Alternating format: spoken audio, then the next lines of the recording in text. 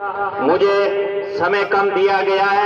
वडोली वाग गांव से आसपास क्षेत्र से पधारे हुए सभी क्षत्रिय बंधु क्षत्राणियों, मैं आज इस महाराणा प्रताप स्मारक की भूमि पूजन के मौके पर आप सभी को महाराणा प्रताप के इतिहास के बारे में बताना चाहता हूं। आपको शायद हिंदी समझ में आ रही होगी, परंतु मेरी मजबूरी है, मुझे गुजराती नहीं आती है। इसलिए आप सभी से निवेदन है, इस इतिहास को सुने समझे। जो शौक से सुनते हैं उनको भी सुनना चाहिए, और जिनको शौक नहीं है उनको भी सुनना चाहिए, क्योंकि ये अपने पुरखों का इतिहास है। इसको सुनना बहुत जरूरी है, नहीं तो आने वाली पीढ़ी टीवी के आगे बैठकर तारक मेहता का उल्टा चश्मा देखेगी और उसमें पोपटलाल जैसे पत्रकार होंगे। और कोई माता बहना नहीं चाहती है कि अपना पोपटलाल जैसा बच्चा पत्रकार जैसा हो, परंतु देखना धारावाहिक वैसा होना चाहिए। ये गलत बात है।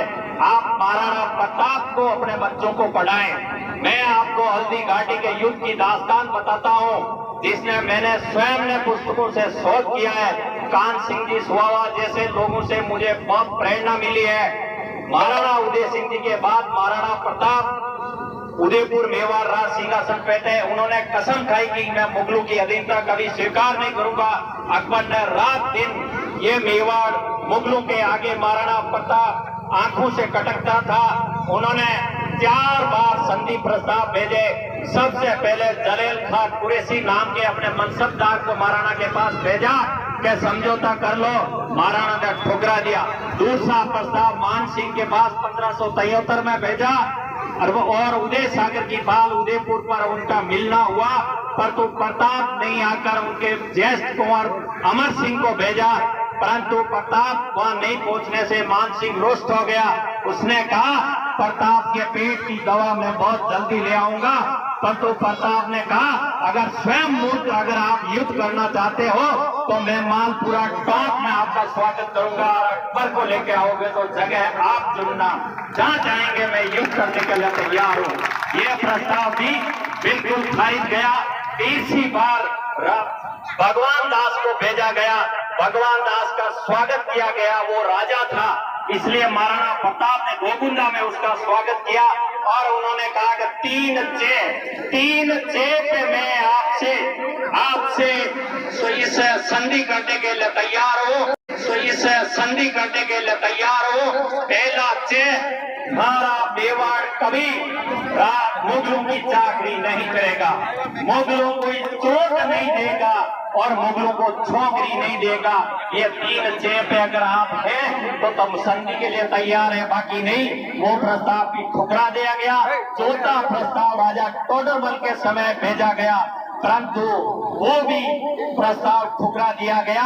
आखिर 18 जून 1576 के दिन में एक विशाल मुगल सेना मान सिंह और आसफ खां के नेतृत्व में मोही मंदारिया और मांडलगढ़ होते हुए हल्दी घाटी के रण क्षेत्र में पहुंची। इधर से गोगुंदा की तरफ से महाराणा प्रताप की सेनाएं पहुंची। अकबर ने पूरे हिंदुस्तान की निगाहें थी इस हल्दी घाटी के युद्ध पे। बादशाह स्वयं चाहता था कि इस हल्दी घाटी का युद्ध का आंखों देखा हाल मैं सुनूं, और उस महाराणा की बेइज्जती मैं देखूं सुनूं। इसलिए उन्होंने अपना एक लेखक था, उसको कॉपी कलम किताब देके भेजा था, क्योंकि अपन को तो लड़ने में फुर्सत नहीं थी, वो लिखने में माहिर थे। उन्होंने हाथी पे बैठ के एक अलबुद आईनी नामक एक लेखक को भेजा। उसने एक पहाड़ी पे खड़े होकर उस युद्ध का आंखों देखा वर्णन लिखा। मैंने उसी की पुस्तक से शोध किया है। मैंने कोई किसी हिंदू इतिहासकार की पुस्तक से शोध नहीं किया।